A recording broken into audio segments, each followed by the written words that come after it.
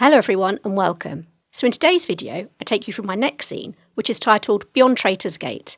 And for those who don't know, Traitor's Gate is the infamous entry to the Tower of London on the River Thames. Now there was a bit of lore or rumours that Anne Boleyn entered the tower through Traitor's Gate, but she did not. She did arrive by a barge though, she just didn't go through Traitor's Gate.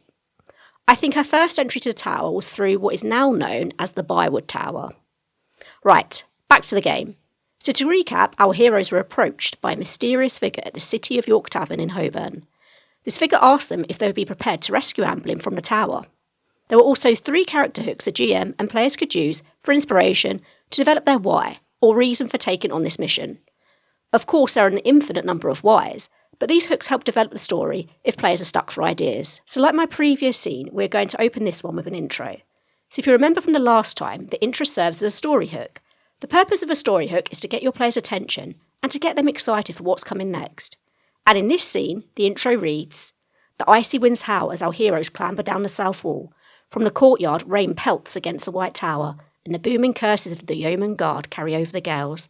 The cries of prisoners are just made out over the rolling thunder, and 2 torches illuminate a heavy iron gate. Heads on spikes sit on either side, and a stark warning to those who betray the king. There isn't much time left to enter the tower. Gold only buys a few minutes." So because this is a part of the game where the players are beginning to get into it, we're going to introduce a bit of combat, in addition to role-playing. At the moment, the players are in the courtyard. It's hailing, howling, and they only have a few minutes before the guards resume their patrol. Now, I've given the players a 10-minute window to break into the tower undetected, but this is not a hard and fast rule, and a GM can decide on a time limit for what's natural for their game. The reason I've put the time limit here is to add more conflict to the game. Not only do the players need to be stealthy, but they also need to be quick.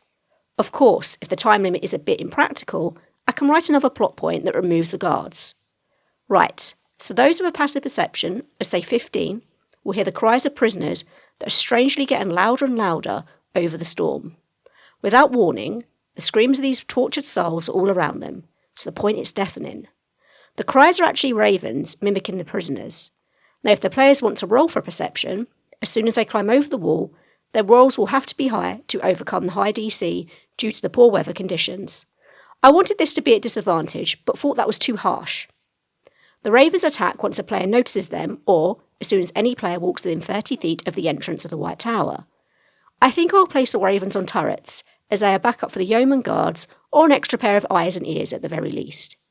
In the meantime, I'm just using the ravens from the monster manual, but I will likely alter them for my game. Now I'm thinking of using 3 ravens, but depending on the group, this number can change. Of course, we don't want to make it too easy. Once the ravens are dealt with, the players move towards the iron gate. Now I'm going to change something in my previous scene. Let's be honest, they're within a time limit, and the weather is awful, and they need to get through a solid locked cast iron gate. Now, this is a Tower of London, and it's been designed to keep more dangerous people out than our 3rd level characters. So what I'm thinking is they need a guy on the inside, or say a tool or key to let them in. However, before we get to that point though, I want to add something more to the environment to spice this game up a bit. I'm thinking of adding our first trap here. So, we all know that in these times, there was the consensus, let's say, display the heads of prisoners on spikes, as a warning to others. So if you remember from my last videos, I designed a shrieking head as a trap. And now I'm thinking it's a good time to introduce it. I just remembered that because there is a lot of thunder and rain, this may not be the best type of trap to use, as it relies on players being able to hear it. However, I'm thinking that perhaps this storm is magical. So around the south wall that our players have climbed over, there is a magical storm, a type of deterrent, let's say. And if we're living in a magical world, a moat just isn't going to cut it. I need to check my measurements here later, but let's just say there are 2 zones in the courtyard. This tempest is battering the outer area of the courtyard, but the closer one gets to the tower, the storm lifts, and the night is deathly quiet and still. Next is the gate, the entrance to the White Tower. And there are around 6 heads by the gate. All of them are obviously quite dead. However, the 3rd one springs to life as soon as the players are within 5 feet of it. Again, those with a passive perception of, let's say, 15 may hear murmurings from one of the heads as they venture closer to the gate. Now, obviously I've only given them 10 minutes, so I need to consider any investigating and anything else the players want to do before entering the castle, or tower. To be honest, it's looking more like an hour now, considering all the encounters I'm adding to this courtyard. So we need to keep that in mind, which is why I've made the time flexible. Especially now that I've created zones for the magical storm, which has created a slightly larger walking distance. Thinking about it, I think a time limit is an important component, as I want to pressure the players to get inside the tower as soon as possible. So I don't think I'll remove it in the future, but who knows. Anyway, back to the shrieking or screaming head. I remember from my last video that I wanted to add something to this encounter, like a reward, such as an opportunity to obtain some useful information. When the players encounter the shrieking head, the first person to hear it may hear the shrieking head telling them to come closer, as something to tell them. PCs can also roll an arcana or even a religion check to identify the source of the message and how to avoid harm, for example, by covering their ears. However, if they do this, they won't have the opportunity to hear what the shrieking head has to tell them. If any of our heroes choose to approach the head, they of course need to make a charisma saving throw, and if they fail, they take some psychic damage. Before taking damage, they roll a d4. If they roll an even number, they get useful information about the tower. If they roll an odd number, they get nonsense. Casting Silent on the head renders it useless. Alternatively, another hero can destroy it as well. Now, I haven't figured out what the useful information may be yet. I won't make it critical to the game in case the players don't want to entertain the head and just avoid it. I'll work on that though as I go through more game scenes. Right, now let's get back to our amendment from the previous scene that will impact this game. Remember when I talked about how the players will get past the gate? Well, I'm thinking that in the Cittie of Yorke pub, as I'm now calling it, the contact gives them a magic item or key. Now I'm considering making this key an engineered or bootleg key, not a stolen one, as that will draw too much attention. Now, because it is a bootleg copy, it requires some tact, or skill let's say, to use it properly. I don't want to make the gate penetrable to the players, as they are level 3 or apprentice adventurers. If we think about the character tiers from a lore perspective, it doesn't make sense that the gate is vulnerable to apprentice adventurers.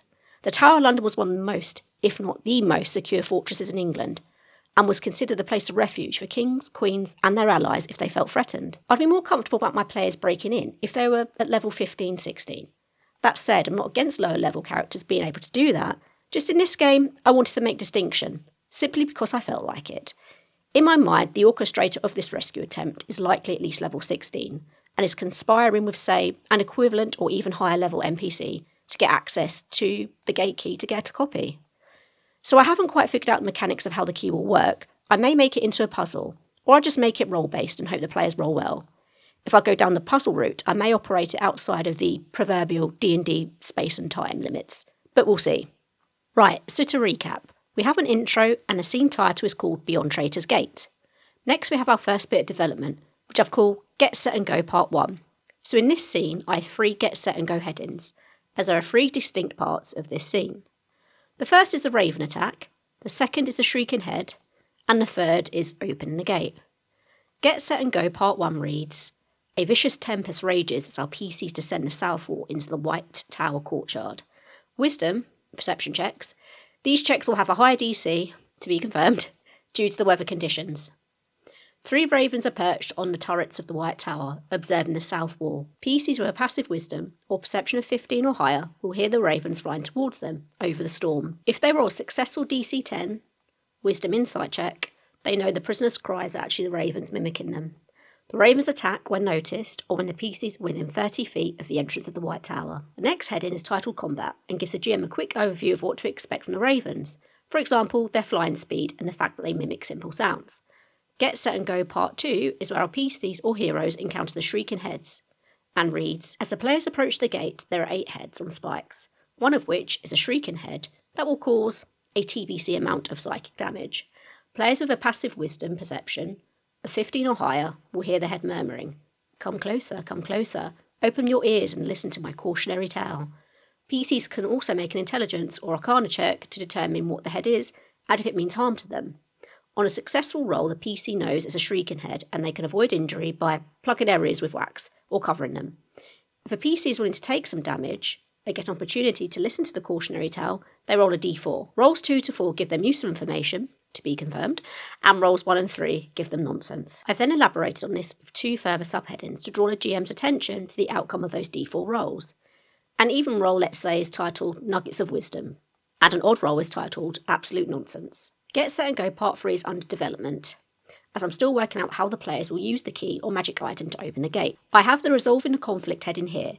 We finish with the question, do the players open the gate in time, or does the Yeoman Guard find them? In other words, this heading forces a GM to contemplate the outcome of this scene, Were the players successful or were they not? Hopefully they were, otherwise they need to find another way in and do it quickly. The final heading reads Bridging the Next Scene. The purpose of this heading is to get the GM to think about delivering a smooth transition to the next scene. I have to admit this heading is still under construction as I haven't yet figured out what I want the first room in the White Tower to be. But it has a one-liner which reads, as the players walk through the gate, they enter the first room of the White Tower. I hope to elaborate on that a bit more to make it seem more interesting. Right, that's all for today folks, and I'll see you in the next one.